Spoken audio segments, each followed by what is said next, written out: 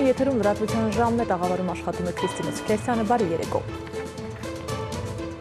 Փոխհրաձգություն 3 զոհովն ու Բարաշեն քրեակատարողական հիմնարկի մոտ ցերեկը տեղի ունեցած միջադեպի հետևանքով Մեսրոպ Նազարյանցը տեղում մահացել է ևս երկուսը, Լևոն Ղազարյանը եւ Դրաստամատ Թադևոսյանը մահացել են հիվանդանոցի ճանապարհին։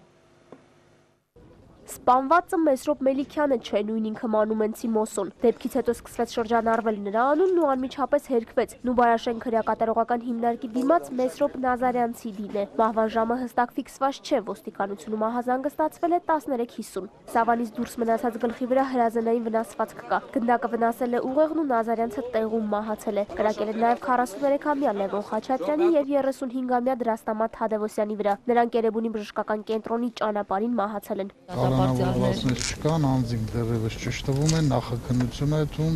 առանձնապես ծանր հոդվածով քրեական գործ է հարուցվել։ Ամենայն հավանականությամբ հանցագործները խմբով են եղել։ Դեպքի վայրի խուզարկման ժամանակ հայտնաբերվել է 2 Մակարով ատրճանակ, 2 Կալաշնիկով ինքնաձիգ։ Կա վարկած, որ սպանվածները տեսակցության էին եկել ընկերոջը, նրանց հետևել են եւ հաշվեհարդար տեսել Ամայի ծայրամասում։ Չի բացառվում, բոլոր վարկածները ուսումնասիրվում են։ Ոստիկանության ներկայացուցչի տվյալով տարածքը հսկող տեսախցիկ չի եղել։ Ոչ մի տեսախցիկից, ոչ մի ինֆորմացիա չեմ կարող տիրապետ ձեզ տրամադրել,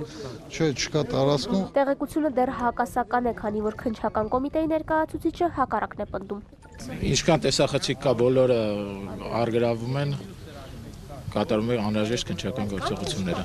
Կան։ Առանց տեսախցիկի զրույցներում տեղացիներն ասում են, թե հանցագործները BMW մակնիշ ավտոմեքենա են կանգնեցրել, հրազենի սպառնալիքի տակ ստիպել վարորդին վարել իրենց ուզած ուղղությամբ։ Շրջակայքի բնակիչներն ու խանութների աշխատակիցները կրակոցներ լսել են, որոշ բան տեսել, բայց խուսափում են տեղեկություն տալ։ Կրակոցներ չեք լսել։ Չի ցավտան, չի։ Ո՞նց իմացաք, որ դեպք ա եղել։ Չեմ իմացել ցավտան։ Մինը կարելի մեռնեմ քեզ։ Լսել եք։ Կրակոցը լսել եմ։ Ստիպել լնեմ այդ բանի կրակոցները վայնի բանի։ Ես չպատկերացրի էլ, որ այդպես բան կա, որ ասեմ, հա։ Չէ, ոչ մի բան ասեմ։ Դեպքի առիթով հարուցվել է քրեական գործ 2 կամ ավելի անձանց սպանության եւ ապօրինի կերպով հրազեն կրելու հոդվածներով։ Կատարվում է նախաքննություն։ Տաթև Դանիելյան, Մհեր Կիրակոսյան, Էպիկենտրոն։ Ազգային ժողովն այսօր առաջին ընթերցմամբ ընդունել է կառավարության ներկայացրած շրջանառության հարկի նոր նախագիծը։ Այն խաղի նոր կանոնները սահմանում փոքր եւ միջին ձեռնարկատիրությամբ զբաղվողների համար, շրջանառության 133 միլիոն 400 հազար դրամ շեմ եւ փաստաթղթավորման պահանջ ըստ ցանկության։ Նախագծին կողմ արտահայտված խմբակցությունները նշել են, որ շրջանառության հարկի նոր տարբերակը ընդունելի է նաեւ ՓՄԶ-ների համար։ 1% եւ փաստաթղթավորման պարտադիր պահանջ կամ 5% առանց փաստաթղթավորման, նախկին 3.5-ի փոխարեն։ Շրջանառության հարկի նոր նախագիծը, որը նախորդ աղմկահարույց տարբերակի համեմատ 58 միլիոնի փոխարեն նաեւ շրջանառության 113.4 միլիոն դրամ շեմ է սահմանում, այսօր խորհրդարանում դրվեց քվեարկության։ Այն առաջարկությունները, որ մեր կողմից ներկայացվել էր, ունենք հիմնականում 3 առաջարկություններ, 2.5 այսպես ասած հիմնականում ընդունվել է, այսինքն սկզբունքորեն մենք համարում ենք, որ մեր առաջարկները ընդունված են, այն չփաստաթղթավորված մասը, որի համար հարկային բեռի ավելացում է նախատեսվում 3.5-ը 5, կարծում եմ ընդհանուր շրջանառության մեջ այդ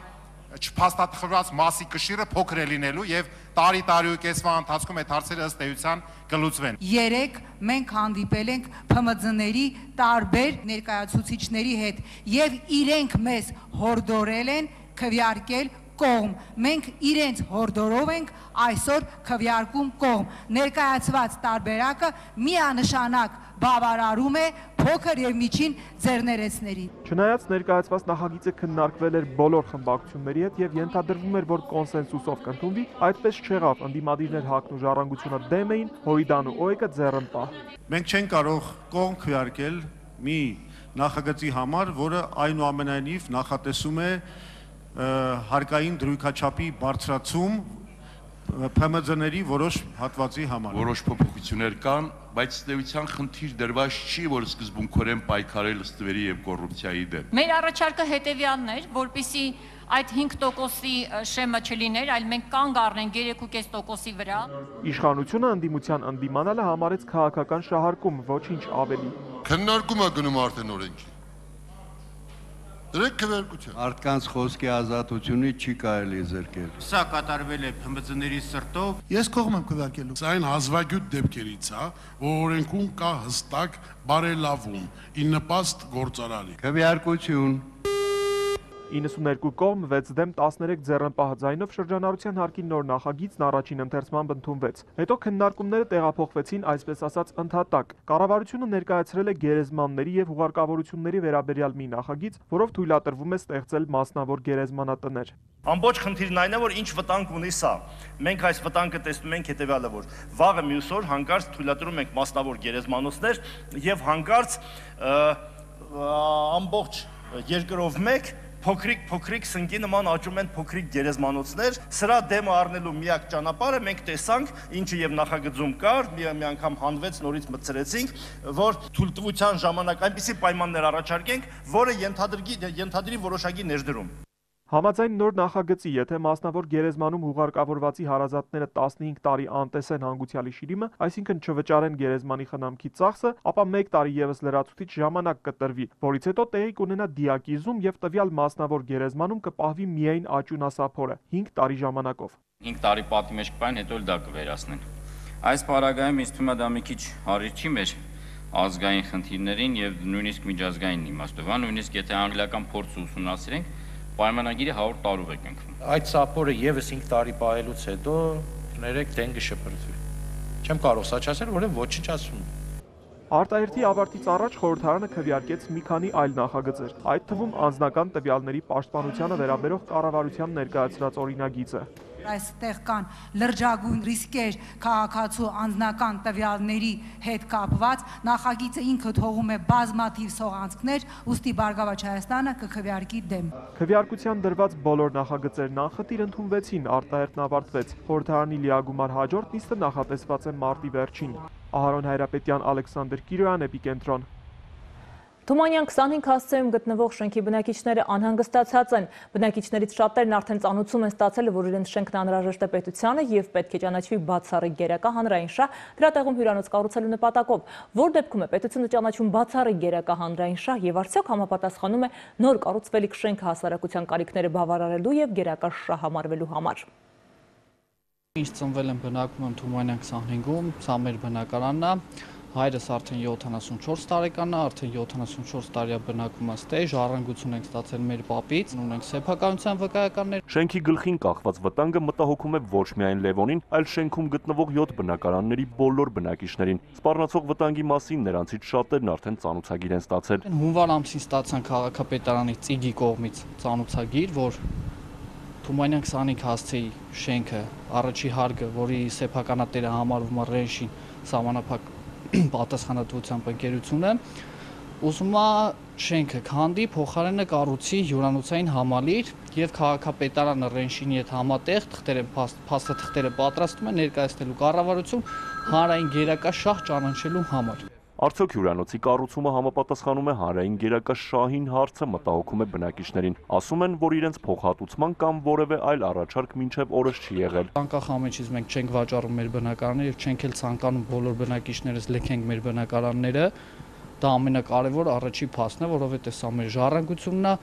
եւ եթե ես ապրում եմ ստե, իմ բնակարանն է, իմ սեփականությունը իմ համար շատ հաճելի է։ Եթե ես ցանկանայի, դա ուրիշ բան, ես կվաճառեի։ Որ դեպքում է տարածքը կամ շինությունը ճանաչվում բացառիկ գերակա հանրային շահ, օրենքի 4-րդ հոդվածը հստակ սահմանում է։ Հոդված 4. Բացառիկ գերակա հանրային շահի որոշումը։ Առաջին կետ. հանրային շահը պետք է գերակա լինի օտարվող սեփականության սեփականատիրոջ շահերից։ B կետ. Գերակա հանրային շահի արդյունավետ իրագործումը չի կարող ապահովվել առանց տվյալ սեփականության օտարման։ G կետ. Գերակա հանրային շահերից ելնելով սեփականության օտարումը չպետք է չհիմնավորված վնաս պատճառի սեփականատիրոջը։ D կետ. Հանրային շահը գերակա է ճանաչվում կառավարության որոշմամբ։ Եկետ. Գերական հանրային շահի արկայության փաստը կարող է վիճարկվել դատական կարգով։ Նշված կետերին համապատասխանելուց բացի, օտարվող տարածքը պետք է համապատասխանի նաև օրենքով բացառիկ գերակա հանրային շահ ճանաչելու նպատակին։ Օրենքի համապատասխան հոդվածից ակնհայտ է, որ հյուրանոցը այդ ցանկի մեջ չի մտնում եւ չի կարող օտարվել պետական կարիքները հոգալու համար, քանի որ կառուցապատողը շահույթ հետապնդելու ակնկալիք ունի։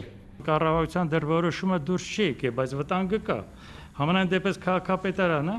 Քաղաքացիներին այս նամակով ներկայացնում է տեղակ է պահում, իրազեկում է, որ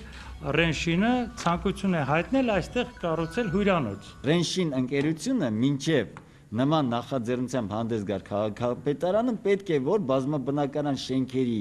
շենքի բնակիչներին սեփականատերերի հետ նախնական ինքը պետք է համաձայնեցներ։ Այսօր մենք չունենք փաստ, որ Ռենշին ընկերությունը ինչ որ բանակցություններ է վարել Թումանյան 25 շենքի։ Խորհրդային տարիներին Թումանյան 25 հասցեում գտնվող շենքը եղել է պատմամշակութային հուշարձանների ցանկում։ Այսօր անհասկանալի պատճառով ցանկից դուրս է մնացել։ Դա այն քայքայված շենքերից չի, որ արդեն ստիպված պետք է լինենք մենք փոշիացնենք, ինչպես շատ տենց շենքեր եղան։ Կարծում եմ, որ մենք պետք է աչքի լույսի պես պահենք դա։ Մկրտիչ Մինասյանի խոսքով երկհարկանի շենքը բարձրահարկով փոխարինելու դեպքում կաղավաղվի հարակից տարածքի ճարտարապետական տեսքը։ Ճարտարապետների միության նախագահը, հասարակական կազմակերպությունների ներկայացուցիչներն ու բնակիչները դեռ հույս ունեն, որ կառավարությունը Թումանյան 25 շենքը չի ճանաչի բացառիկ գերակա հանրային շահ, հաշվի առնելով օրենքի համապատասխան կետերը, քաղաքի ճարտարապետական տեսքն ու բնակիչների իրավունքները։ Արթուր Հակոբյան, Արթուր Սուքասյան, Էպիկենտրոն։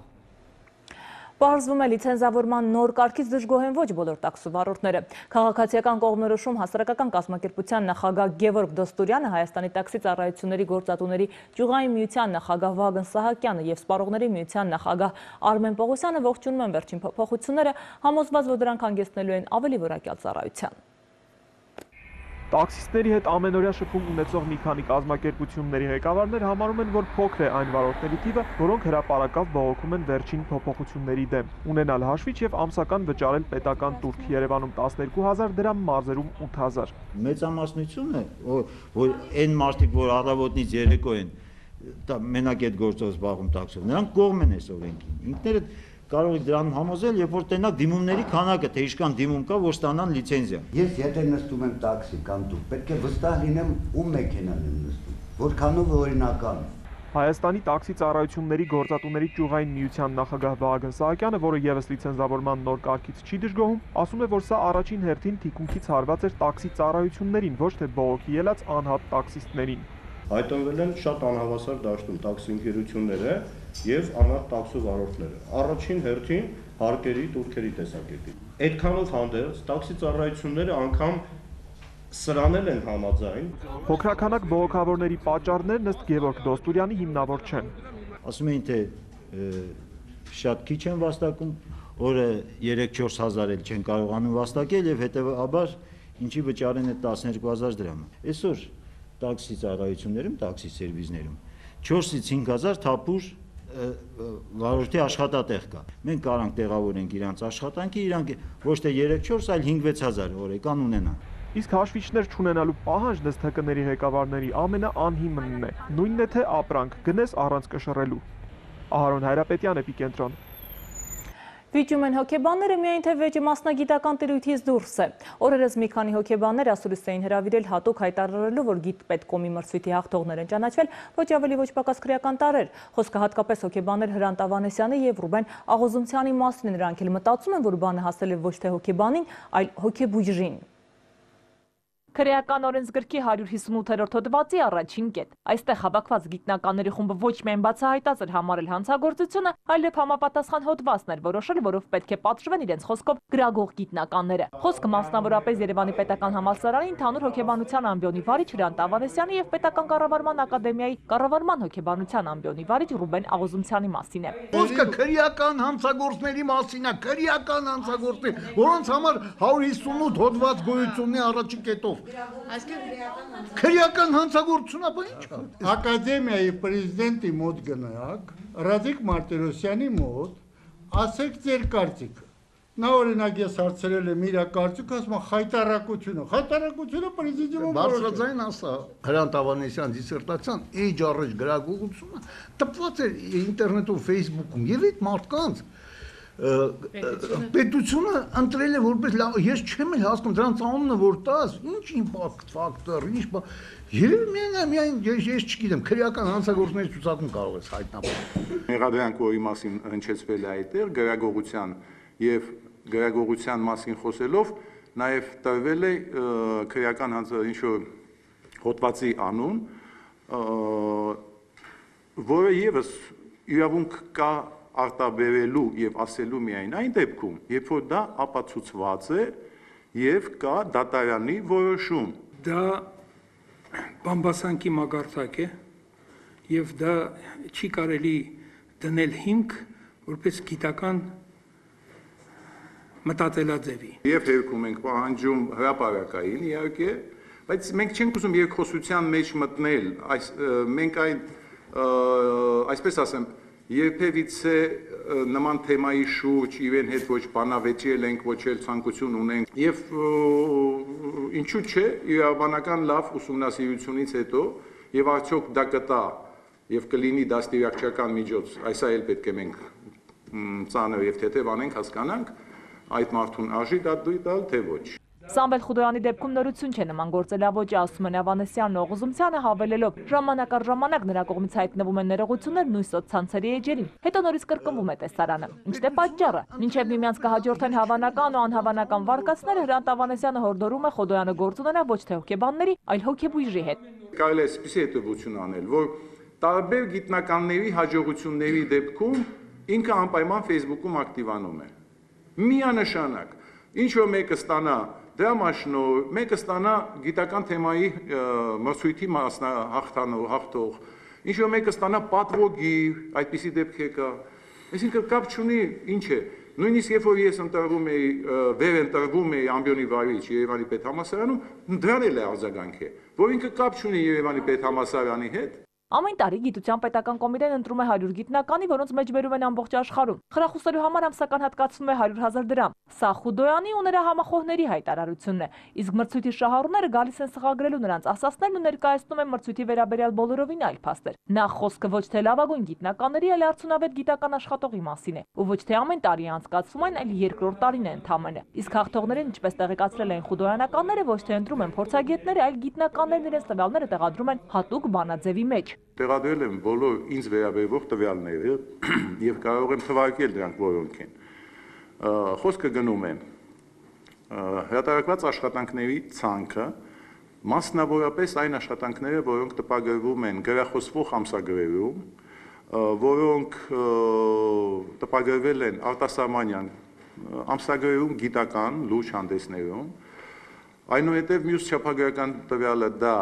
միջազգային գիտաժողովներում պլենար նիստում ելույթ ունենալն է։ Խուդոյանն ու նրա հետ ասուլիսին մասնակցող գիտնականները հայտարարել էին, որ իրենք չեն մասնակցել գիտպետկոմի հայտարարած մրցույթին։ Այդքան հեղինակություն չունի այն, պատճառաբանություններից մեկն էր։ Սեփական որպես մարդ կարողանա գնահատել եւ միավոր ունենալ, ինքը կմասնակցեր այս մրցույթին, կամ այդ նույն ասուլիսի ժամանակ կհամեմատվեր իմ կամ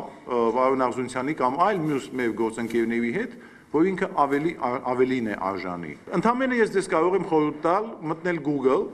գրել 3 ազգանուն, առանձին, եւ որոնել, որ ազգանունի վրա ավելի շատ հղումներ կա։ Իհարկե հանելով ասուլիսների մասնակցությունը։ Քրիստինե Սուքեսյան, Հովանես Քյուրքչյան, Էպիկենտրոն։ Փոխարժեքի տատանումից ԱՊՀ երկրներում երկաթուղու միջազգային տոմսերի գները չպետք է շատ թանկանան։ Այսօր Երևանում կայացած ԱՊՀ երկրների երկաթուղային փոխադրամիջոցների ուղևորային տնտեսության խորհրդի նիստում հայտնել է ռուսական երկաթուղիների ներկայացուցիչը։ Հետխորհրդային տարածքում եւ Եվրոպայի հետ ուղևորափոխադրումը նվազել է։ Այդ պատճառով ռուսական երկաթուղիները գործընկերների հետ պայմանագրեր է կնքում գինը նվազեցնելու համար։ Սահմանակից երկրների մեր գործընկերները ըմբռնումով են մոտենում դրան։ Օրինակ, Բելարուսի հետ տարբեր գնացքներում սակագինը մինչև 30%-ով նվազեցնելու պայմանագիր ենք կնքել։ Այդպիսի աշխատանք ենք տանում նաև մերձբալթյան երկրների հետ։ Կայացել է աջակցություն փոքր ու միջին բիզնեսի մրցունակություն արևելյան գործընկերների երկրներում զեկույցների շնորհանդեսը։ 2014 թվականին Եվրամիության աջակցությամբ Հայաստանում մեկնարկել է ծրագիր, որը խթանելու է ագրոբիզնեսի եւ շինարարության ոլորտի զարգացմանը։ Ընտրել են այն ուղղությունները, որոնք կնպաստեն տնտեսության զարգացմանը։ Շինարարություն եւ ագրոբիզնես դրանք այն ոլորտներն են, որոնք Եվրամիությունը որոշել է զարգացնել Հայաստանում։ Շեշտը դնում են այդ ուղղությունների փոքր ու միջին բիզնեսի ներկայացուցիչների վրա։ Էկոնոմիկայի նախարարի տեղակալ Գարեգին Մելքոնյանի խոսքով շինարարության ոլորտում դեռ շատ անելիք ունեն։ Պիտի կարգավորեն արտահանումը եւ ճիշտ օգտագործեն աշխատուժը։ Որ մի քանի անգամ նշեցինք մասնավոր հատվածի զարգացմանն ուղղված Հայաստան-Եվրամիություն գործընկերության հնարավոր ուղղությունները, նույնիսկ ներկայացվեց մի ձեռնարկ, որը որ իրականացվում էր տնտեսական համագործակցության եւ զարգացման կազմակերպության հետ համատեղ։ Հայաստանում Եվրամիության պատվիրակության ներկայացուցիչ Դիրք Լորենցը նշում է, որ պատրաստ են փողով օգնել ծրագրի իրականացմանը։ Լորենցը եւս մեկ անգամ շեշտում է, որ Հայաստանը կարևոր գործընկեր է Եվրամիության համար։ Եվրամիությունը ցանկանում է անընդհատ տեղեկություն ունենալ ծրագրի ընթացքի մասին։ Հուսով ենք, որ Հայաստանը ամենաակտիվը կլինի արևելյան գործընկերների շարքում։ Ձեր փորձը մյուսների համար օրինակ է լինելու։ Ծրագրի իրականացման համար անելու ենք 3 հիմնական քայլ՝ հսկողություն, կազմակերպում եւ գործակցություն։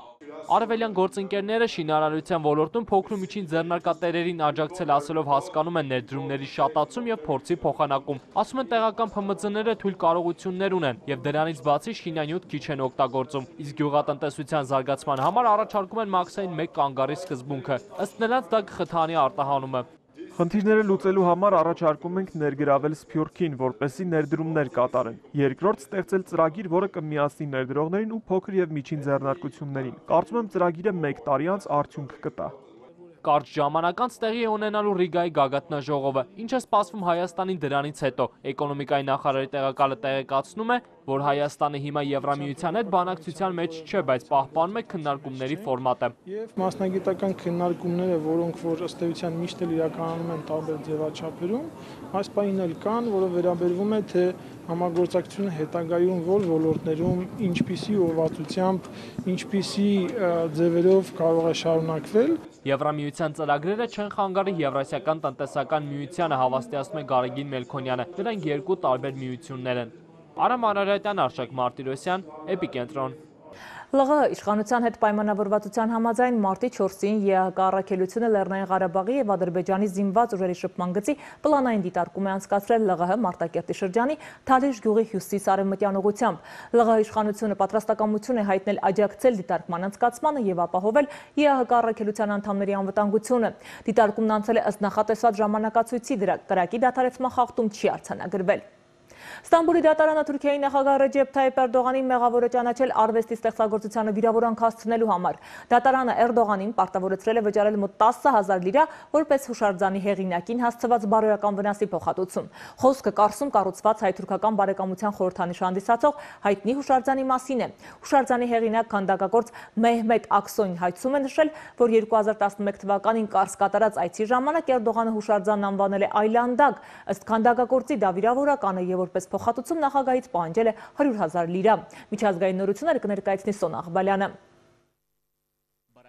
Միացյալ Նահանգների նախագահ Բարակ Օբաման Ռուսաստանի դեմ պատժամիջոցները երկարաձգել է 1 տարով։ Օբամայի հայտարարության համաձայն նախկինի պես այնպիսի վիճակ է, որի դեպքում առկա է ոչ սովորական եւ արտակարգ սպառնալիք Միացյալ Նահանգների անվտանգության ու արտաքին քաղաքականության նկատմամբ։ Այդ սպառնալիքը ներկայացնում են քաղաքականությունը եւ մարդիկ, որոնք սպառնում են Ուկրաինայի խաղաղությանը, անվտանգությանը, կայունությանը, ինքնիշխանությանն ու տարածքային ամբողջությանը եւ իրենց միջոցները օգտագործում են սխալ, հայտարարել է Օբաման։ Բարակ Օբաման հայտարարել է, որ կոնգրեսում իր ելույթի ժամանակ Իսրայելի վարչապետ Բենյամին Նեթանյահուն ոչ մի այլընտրանք չի առաջարկել վեցյակի պետությունների նախագծին, որոնք ցանկանում են Իրանի հետ համաձայնության հասնել միջուկային ծրագրի հարցում։ Ավելի վաղ Նեթանյահուն կոնգրեսականներին ասել էր, որ Թեհրանի հետ փաստաթղթի ստորագրումը նրան թույլ կտա պատժամիջոցների վերացումից հետո ստեղծել միջուկային զենք, քանի որ Իրանում կմնան հսկայական միջուկային ենթակառուցվածքներ։ Նա հայտարարել է, որ Իրանը սպառնալիք է ոչ միայն Իսրայելի, այլև ամբողջ մերձավոր արևելքի համար։ Ի դեպ, Իրանը մերժել է Միացյալ Նահանգների պահանջը Թեհրանի միջուկային ծրագիրը առնվազն 10 տարով սառեցնելու մասին։ Արտգործնախարար Մոհամմադ Ջավադ Զարիֆը հայտնել է, որ Վաշինգտոնի պահանջները ծայրահեղ են եւ անտրամաբանական։ Իրանցի նախարարը նշել է նաեւ, որ Բարակ Օբաման խոսել է անընդունելի եւ սպառնալից տոնով։ Միջազգային իրավապաշտպան Human Rights Watch կազմակերպությունը եվրոպական խաղերի մեկնարկից 100 օր առաջ պահանջել է ազատ արձակել Ադրբեջանում ձերբակալված հասարակական ակտիվիստներին ու լրագրողներին։ Լրագրողների, իրավապաշտպանների ու ակտիվիստների վրա կառավարության հարձակումները մարտահրավեր են մամուլի ազատության եւ մարդկային արժանապատվության օլիմպիական խարտիայի սկզբունքների ոգուն եւ էությանը, հայտարարել է Եվրոպայի եւ Կենտրոնական Ասիայի հարցերի Human Rights Watch-ի տնօրեն Ջեյմ Բյուկենենը։ Human Rights Watch-ը եվրոպացի առաջնորդներին կոչ արել նախազգուշացնել Բաքվին, որ ձերբակալված ընդդիմադիրներին ազատ չարձակելու դեպքում իրենք խաղերին չեն ուղարկի բարձրաստիճան պատվիրակություններ։ Ադրբեջանին քննադատել է նաև Amnesty International իրավապաշտպան կազմակերպությունը։ Դոնբասի խոշորագույն Զասյատկոյի անվան հանքում պայթյունի զոհ է դարձել ավելի քան 30 մարդ։ Հանքում փակված է մնացել մոտ 70 մարդ։ Դոնեցկի քաղաքային վարչության տեղեկությամբ պայթյունի ժամանակ գետնի տակ եղել է 230 հանքափոր, մինչև տեղական ժամանակով 9 փրկարարները հանքից հանել են 157 մարդու։ Ուկրաինայի ասոցիացման վերաբերյալ եռակողմ բանակցությունը կվերսկսի եւ որքան հնարավոր է շուտ, տեղեկացրել է Ռուսաստանի տնտեսական զարգացման նախարար Ալեքսեյ Ուլյուկաևը։ Նա նաեւ հավելել է, որ ասոցիացման համաձայնագրի բովանդակությունը Ուկրաինայի եւ Եվրամիության խնդիրն է, սակայն Ռուսաստանը պարտավոր է ապահովել իր շուկայի եւ կազմակերպությունների անվտանգությունը։ Ուկրաինայի եւ Եվրամիության միջև ասոցիացման համաձայնագրի քաղաքական մասը ստորագրվել էր 2014 թվականի մարտի 21-ին։ Համաձայնագիրը մասնակիորեն մտել է ուժի մեջ, սակայն դեռևս շարունակվում է Եվրամիության անդամ երկրների կողմից դրա վավերացման գործընթացը։ Ուկրաինայի նախագահը հույս է հայտնել, որ 2015 թվականի ավարտին այն վավերացված կլինի եւ ամբողջովին կգործի։ Բացառություն է կազմում համաձայնագրի տնտեսական մասը, որը ստորագրվել է 2014 թվականի հունիսի 27-ին եւ հաշվի առնելով ռուսական կողմի դժգոհությունները պետք է ուժի մեջ մտնի միայն 2016-ին։ Սոնա Աղբալյան, Էպիկենտրոն։ Այս օրերին Թուրքիայում սգում են հայտնի գրող Յաշար Քեմալի մահը։ Նա այն եզակի գործիչներից էր, որը կյանքի ընթացքում ամեն ինչ արեց պահպանելու արևմտյան Հայաստանի պատմամշակութային կառույցները։ Յաշար Քեմալի շնորհիվ 1951 թվականին չքանդվեց Աղթամարի Սուրբ Խաչ եկեղեցին, իսկ վերջին տարիներին կրկին նրա ջանքերով եկեղեցուն պատարակ անելու թույլտվություն տրվեց։ Թե ինչու թուրքական եւ քրդական ծագում ունեցող գրողը դեմ գնաց պետական քաղաքականությանը, ինչ էր նրա իրական նպատակը եւ ինչ հետք թողեց Յաշար Քեմալը արևմտյան Հայաստանում ապրող հայերի կյանքում, բացահայտում եմ գործընկեր Նահիրի Հոխիկյանը։ Յաշար Քեմալի մահը պետական սուգ համարեցին նույնիսկ թուրք պաշտոնյաները, շեշտելով, որ նա Թուրքիայի մշակույթը բարձրացրեց նոր մակարդակի, Թուրքիայի, բայց ոչ թուրքական մշակույթը։ Կյանքի ընթացքում Յաշար Քեմալը միշտ հայտարարել է, որ պետք է հարգել օտար մշակույթները, սովորել դրանցից եւ կատարելագործել սեփականը։ Քեմալը միշտ դեմ է եղել թուրքական քաղաքականությանը, ոչնչացնել այն ամենը, ինչ թուրքական չէ։ 1951-ին ցեղասպանությունից 3 տասնամյակ անց Թուրքիայի իշխանությունը որոշեց քրդերի ձեռքով քանդել Վանի Աղթամար կղզու Սուրբ Խաչ հայկական եկեղեցին։ Լինելով վանեցի քուրդ, Յաշար Քեմալը հանդես եկավ հայկական հազարամյա արժեքը պահպանելու նախաձեռնությամբ, թուրքերին ու քրդերին համոզելով գոնը մեկ անգամ չանել ոչրագործություն։ Եկեղեցին քանդելու դեմ պայքարելը ինձ համար ազգային արժանապատվության հարց էր։ Ես պետք է փորձեի գոնե մի քիչ քավել այն մեղքերը, որոնք թույլ են տվել մեր նախնիները։ Յաշար Քեմալի կյանքը սակայն զերծ չի եղել վայրի վերումներից, իշխանությունը հաճախ է քաղաքական հետապնդումներ արել, շինծու քրեական գործեր սարքել, միևնույն ժամանակ փորձելով գործակցել հեղինակավոր գրողի հետ, նրբորեն մասնակցելու հակահայկական քարոզչությանը։ Եղել է պայմանավորվածություն, թե ոչ հայտնի չէ, բայց իր ոչ մի գրքում Յաշար Քեմալը բացահայտ չի խոսել հայոց ցեղասպանության մասին։ Ես 5 տարեկան էի, երբ թուրք զինվորները սպանեցին հորս։ Ես դաժան մանկություն եմ ունեցել եւ գիտեմ, թե ինչի միջով են անցել այստեղ ապրած հայերը։ Յաշար Քեմալին 2013-ին Հայաստանի Հանրապետությունը պարգևատրեց Գրիգոր Նարեկացի հուշամեդալով հայ ժողովրդի մշակութային ժառանգության նկատմամբ ունեցած խոր հարգանքի եւ քաղաքացիական խիզախումի, արդարության, ազատության եւ մարդկային արժանապատվության արժեքների հանդեպ նվիրումի եւ գրական վաստակի համար։ Թուրքերն այսօր էլ մեղադրում են Քեմալին հայերի հետ բարեկամություն անելու եւ Թուրքիայի շահերը անտեսելու համար։ Իր ստեղծագործություններում Քեմալը ներկայացնում էր գյուղական կյանքը, արյան վրեժը, հողային հակամարտությունը։ Նրան անվանում են թուրքերեն խոսքի գեներալ։ Կա նաև հաստատուն կարծիք, որ Քեմալը ճանաչում ձեռք բերեց թուրքական իշխանության չափավոր հանդուրժողականության, քրդական ծագման եւ հրեա կնոջ շնորհիվ։ Նահիրի Հոխիկյան, Էպիկենտրոն։ Վիկիպեդիա ինտերնետային հանրագիտարանի կամավոր խմբագիրների համար կազմակերպվել է ձմեռային վիկի ջամբար, որի ժամանակ ստեղծվել են բազմաթիվ նոր հայերեն հոդվածներ։ Ջամբարի կազմակերպանն աջակցել է Հայաստանի հեռահաղորդակցության առաջատար օպերատոր Viva Celem-ts-ը, ապահովելով ինտերնետ կապ։ Վիկիպեդիան ազատ բովանդակության բազմալեզու հանրագիտարան է, կառուցում են Վիկիպեդիա կայքից օգտվողները, ազատ խմբագրման ձևով։ Վիկիպեդիա եւ քույր նախագծերը համացանցում բովանդակություն ընձեռող կայքերի լավագույն հնգյակում են։ Վիկիպեդիան օրական միլիոնավոր ընթերցողներ ունի ամբողջ աշխարհից, 100 հազարավոր կամավոր խմբագիրներ աշխարհի յուրաքանչյուր անկյունից։ Վիկիպեդիան ազատ որակյալ կրթական նյութեր ստեղծելու եւ Հայաստանն իր ամբողջ բազմազանությամբ համաշխարհային հանրությանը ներկայացնելու լավագույն հարթակն է։ Հիմնականում խմբագրում եմ հոգեբանության բնագավառին եւ գիտությանը վերաբերող նյութեր։ Վիկիպեդիան այդ առումով ինձ հնարավորություն է տալիս հոգեբանության հայալեզու, հատկապես նյութերը հարստացնել, որովհետեւ հոգեբանությունը որպես գիտություն Հայաստանում դեռ նոր է թափ առել։ Զարգացած բազմաթիվ երկրներում Վիկիպեդիան եւ Վիկի նախագծերը դպրոցների եւ համալսարանների ուսումնական պրոցեսի պարտադիր մաս են կազմում։ Վիկիմեդիա Հայաստան գիտակրթական հասարակական կազմակերպությունը կազմակերպում է զանազան Վիկի միջոցառումներ, որոնց նպատակն է տարածել Վիկի մշակույթը, համալրել Վիկի խմբագրողների բանակը։ Ամառային ճամբարներին մասնակցել են 135 երեխա, որի ընթացքում մոտավորապես 5500 հոդված է ստեղծվել հայերեն Վիկիպեդիայում, իսկ ձմեռային ճամբարին մասնակցել են մոտավորապես 50 երեխա, որի ընթացքում ստեղծվել է 997 հոդված։